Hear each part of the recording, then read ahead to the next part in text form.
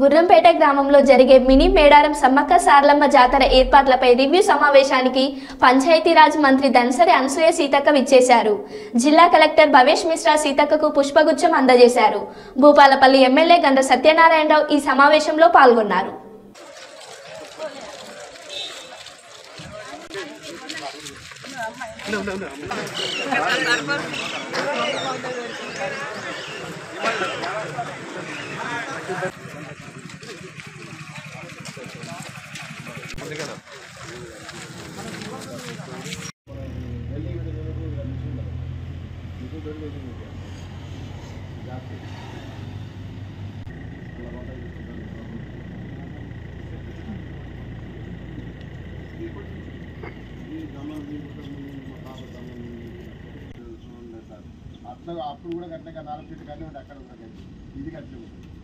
ఇక్కడ ఈ రోజు యొక్క కార్యక్రమం పెట్టినాము.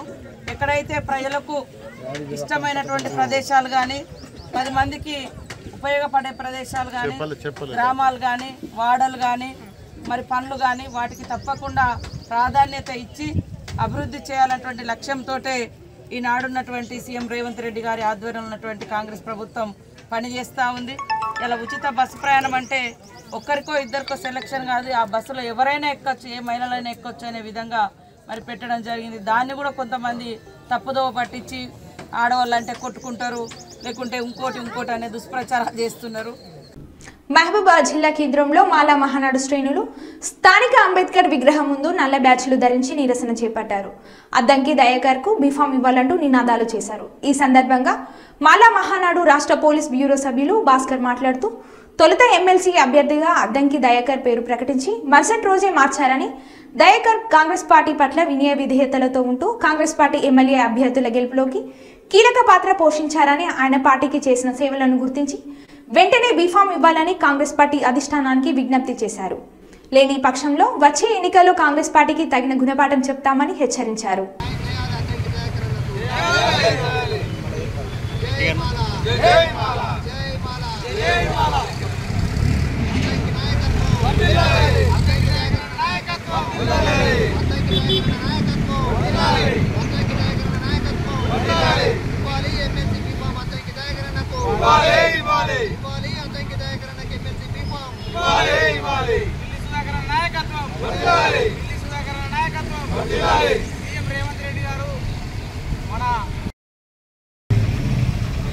జాతీయ మాల మహానాడు గౌరవ అధ్యక్షులు డాక్టర్ అద్దంకి దయాకరణ గారి ఎమ్మెల్సీ బీఫామ్ గురించి జాతీయ అధిష్టానం, కాంగ్రెస్ పార్టీ అధిష్టానం వాళ్ళు ఇచ్చిన మాట నిలబెట్టుకోకపోవడం చాలా సిగ్గుచేటు. అదేవిధంగా మా రాష్ట్ర ముఖ్యమంత్రి గౌరవనీయులు రేవంత్ రెడ్డి గారు కూడా మీడియా సాక్షిగా ఖచ్చితంగా నేను అద్దంకి దయాకర్కు న్యాయం చేస్తానని మాట ఇచ్చి నా జీవితంలో ఎన్నడూ కూడా నేను సారీ చెప్పిన విధాలు ఎన్నడూ లేను అని సాక్షాత్తు మీడియా పరంగా మన రాష్ట్ర ముఖ్యమంత్రి గారు చెప్పడం, ఆ మాటను నిలబెట్టుకోకపోవడం చాలా విచారకరమైన విషయం. ఎందుకు అనంటే ఈరోజు గత ప్రభుత్వాలను చూసుకుంటే ఆయన రాజకీయ ప్రవేశం చేసిన కానుండి ఇప్పటి వరకు కూడా కాంగ్రెస్ పార్టీ నుంచి ఏ రోజు కూడా విడిపోలేదు. మానాడుగా ఒక జాతిని తన భుజస్కంధాలపైన మోసుకుంటూ ఒక పార్టీ కోసం అనుక్షణము ఎవరిని ఎదుర్కొనే సమస్య వచ్చినా కానీ అద్దంకిని ముందు పెట్టి ఆ పార్టీలు వాళ్ళ స్వార్థ రాజకీయాల కోసం వాడుకోవడం. గత రెండు పర్యాయములు ఎమ్మెల్యే టికెట్ ఎమ్మెల్యేగా ఓడిపోయినా మళ్ళీసారి గెలిచే సీట్ను కూడా ఇవ్వకుండా చేయడం. అదే గత ప్రభుత్వంలో ఒక ఎలమ పాలన అయితే ఈ ప్రభుత్వంలో రెడ్డి పాలన ద్వారా ఒక మాల జాతి పీడను అణగదొక్కడం చాలా విచారకరం, సిగ్గుచేటు. దీన్ని తీవ్రంగా జాతీయ మాల మహానాడుగా మేము ఖండిస్తున్నాం.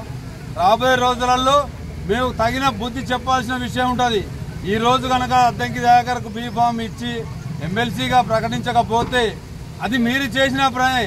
మీరు ఎమ్మెల్సీగా మీరు పోయి దస్తావేజులు తయారు చేసుకొని నామినేషన్ పత్రాలు వేసుకోవడానికి సిద్ధం కాదని అధికారికంగా మీకు ప్రకటన వస్తుందని చెప్పి ఢిల్లీ నుంచి పంపించిన నేతలు ఢిల్లీ నుంచి హైదరాబాద్కు వచ్చేసరికి మళ్ళీ మారి వెంటనే ఇంకొక అతని పేరు ప్రకటించడం చాలా చిక్కుచేటయ్యా. ఒకసారి మీరు గుర్తించండి. ఎందుకు అనంటే ఆయన మీరు ఏమన్నా లేకపోతే మాటలు మాట్లాడలేడా, లేకపోతే మీతోని దేంట్లో తూగలేడనా, లేకపోతే రాజకీయ పరంగా ఒక రెడ్డి ఎలమన్ రాజకీయాలకు మీరు భయపడి చేస్తున్నారా? ఇది చాలా విచారమైన. గత ఒక 100 సంవత్సరాల క్రితం బ్యాక్ పోయినట్టున్నది మాకు.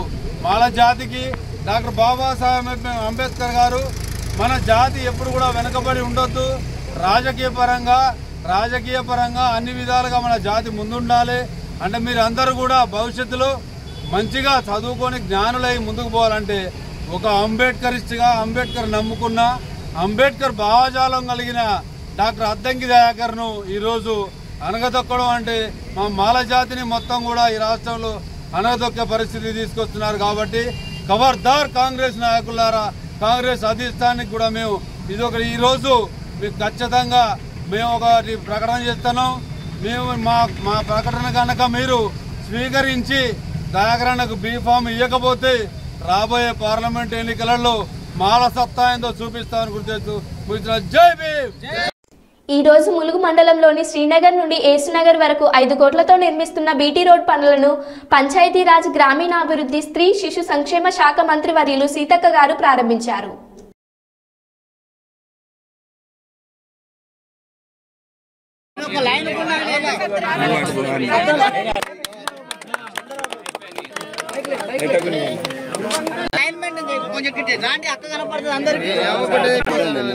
క్రమశిక్షణ